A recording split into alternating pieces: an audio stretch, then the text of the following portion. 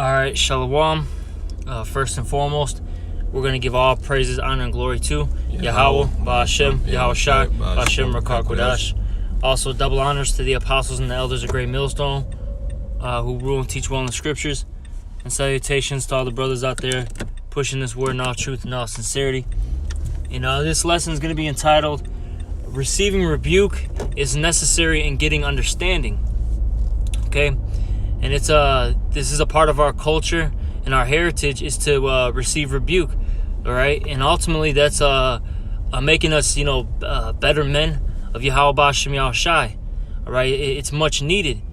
And if one is, hard-headed, stiff-necked, when they get rebuked and reproved, hey, these guys out there, they didn't want to take the correction.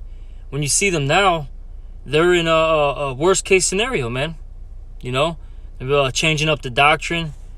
You look at our people that, we rebuke on the line, and they're just through, man. They're in a pitiful case, man, as the scriptures talk about.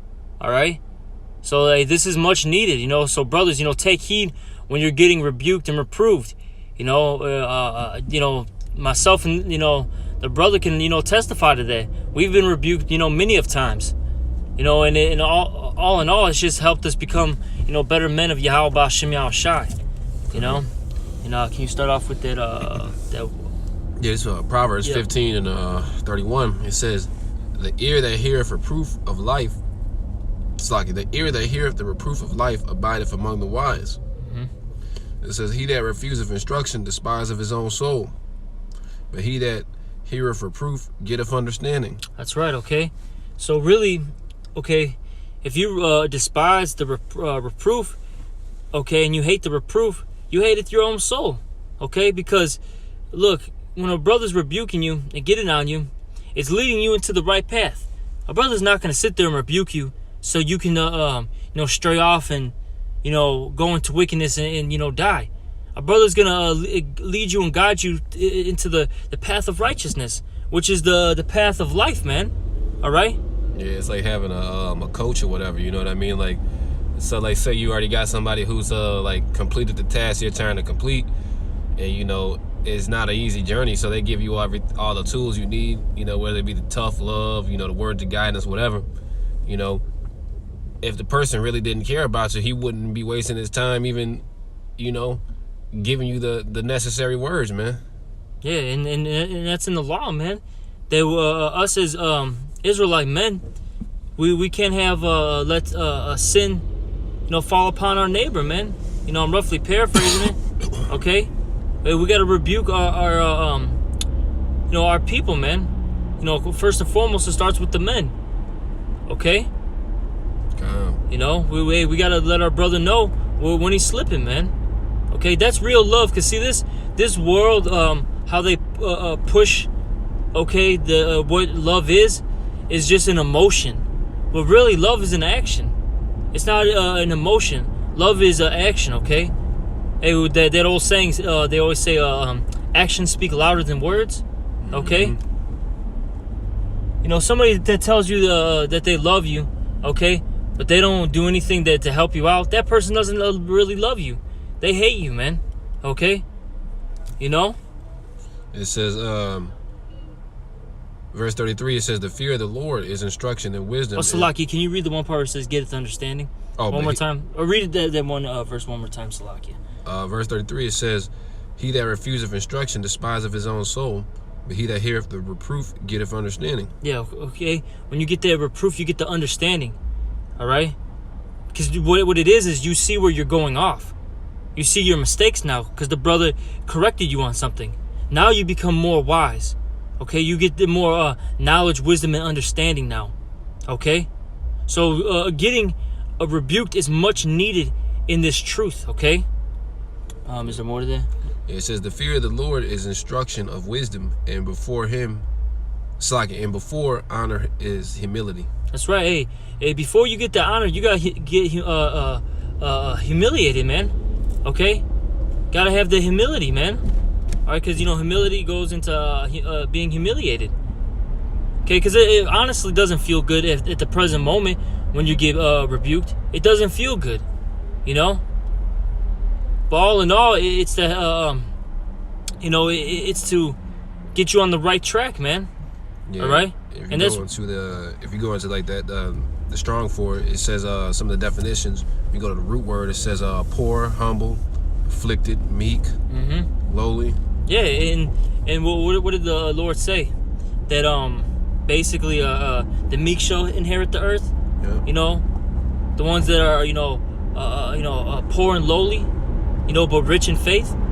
Okay. Wisdom will not enter into a malicious soul. Yup. Hey, because you got to be contrite in this thing, man. You got to be as a newborn babe, man. So really, it takes letting go of a lot of shit. And that's it's a scripture in 2nd Ezra. Let go of the mortal thoughts. I think it's the 14th chapter, where it says, but basically, if you will subdue your own understanding, because sometimes you gotta let go, man. You gotta submit yourself under the yoke of Yahweh Shai, man. Yep. And who's the one? Hey, who's the men predestined? Hey, to govern basically the church, man. The men of the Lord, from the apostles, the elders on down, man. So hey, you gotta basically submit yourself, man. So it says that in the scriptures. Those that are younger, submit yourselves to your masters. Yep. To the elders. I'm roughly paraphrasing it. Salaki if I'm butchering it. All right. Got to do these things. All right. And how are you gonna get that reproof, man? All right. How are you gonna get that reproof? It's when your brethren spot something, he sees something wrong. Okay. Then he once he sees where you're going off, that's when he's gonna tell you, your faults, man. All right. And this scripture right here is gonna explain it. Should I get there? It's like this Proverbs 18:17. It says, "He that is first in his own cause seemeth just." Yeah. So, initially, when you're in a situation, you think that you're right. You think that you're right. That what you're doing is on point. Okay. But keep going. It says, "But his neighbor cometh and searcheth for him." Yeah, but his neighbor cometh and searcheth him. Okay, and how does he do that? All right, by this word, man. Okay, the Spirit, Yahweh Shema Shai, man, puts a spirit on a brother. Okay, to basically notice something. Then he uses the scriptures to filter everything. Okay, and like I said, hey, that man is gonna spot you and then correct you. Okay? Because see, the Yahweh Shema Shai, he's not going to come down and, do everything, okay? And say, hey, brother, you're going off. Hey, son, you're going off.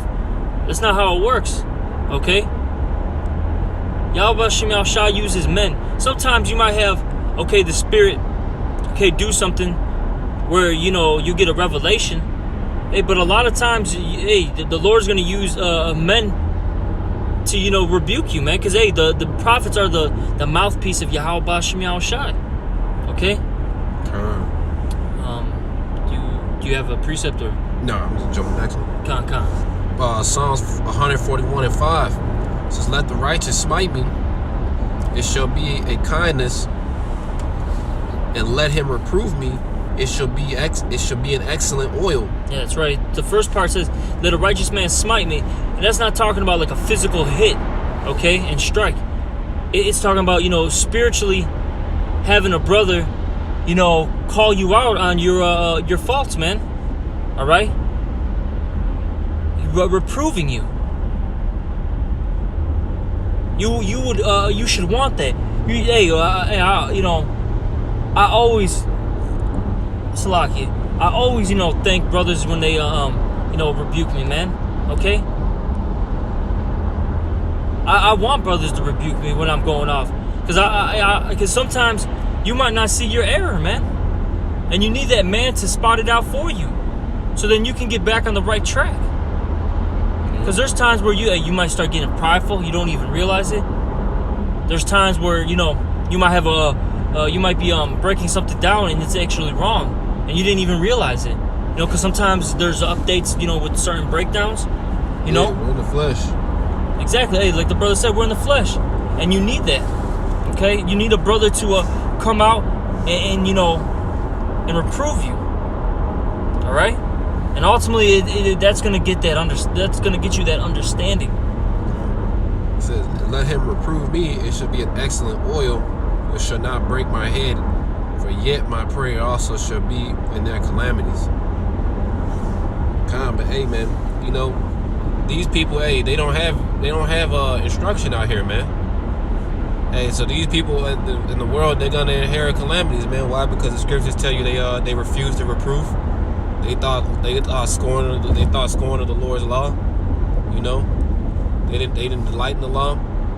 You know, they didn't want to take the reproof, man. So they're gonna inherit calamities, man. We're trying to avoid all that and inherit righteousness, man. Inherit the kingdom. You know, the only way to do that is to turn back and follow Yahweh Shem Shai. You know, so basically, we gotta be reproved, man. You know, the Lord has to search us out, man. Yep. Let me see. Here's another one. 2 Timothy 3:16. It says, "All scripture is given by inspiration of Yahweh and is profitable for doctrine, for reproof, for correction, for instruction in righteousness." Exactly. So these scriptures are, you know, all scriptures are, you know, profitable. All scriptures are, you know, there for rebuke, reproof, correction. All right. You know, we need these things to get ourselves, you know, in order. Yeah. Last verse says that the man of Yahweh may be perfect, thoroughly furnished unto all good works. That's right. Okay. Ultimately, you know, when these things happen to us, okay, it's just purging out all these, you know, impurities out of us, getting us more near to Yahweh Ba'Shem Shai, and righteousness and wisdom, okay, bringeth forth the kingdom. You know, and we need, you know, this constant daily, you know, rebuke, reproof, edification, man. You know, and it says in like I think 2nd Ezra, like maybe the 5th chapter, it talks about how that we need to set our house in order first, and then rebuke the people. And you know, first and foremost, that house is talking about your body, okay? Because your spirit dwells in this body, which that's basically a house, okay, for the spirit. So first you got to rebuke yourself, examine yourself daily, as the scriptures talk about, okay? And then, you know, what else is our house? The brothers amongst us, all right? Hey, what are we doing? Building out the house of David? We got to reprove and rebuke each other first, man. All right? And then we can go out there and rebuke the people, man. All right? Then we can go out there and tell the people where they're going off. Because, hey, we're not hypocrites here. Everything that we talk about, all right? Everything we preach, you know, we put into action, man. You know, we practice what we preach. You know? You got anything, Ak? Nah, you just got something else in your brain. Nah, that's pretty much it. You know, just, you know, get a quick lesson in, and you know that's basically, you know, we just wanted to do, you know, a quick little in transit you know, a video, and you know, I was just meditating on this this topic about, you know, reproof, man. You know, it's just a very heavy thing. You know, because, you know, got guys out there that just don't want to take the correction, man. You know, and that's ultimately going to get them destroyed. You know, we don't want to be a part of that. We don't want to be like those guys out there that are rebellious and unruly. You know? And with that, you know, we're just going to end it off. And we're going to give all praise, honor, and glory to Yahweh, Ba'Shem, Yahweh Shai, Ba'Shem, Rakakwadash. And also double honors to the apostle and the elders of Great Millstone. And salutations to all the brothers out there. Shalom. Shalom.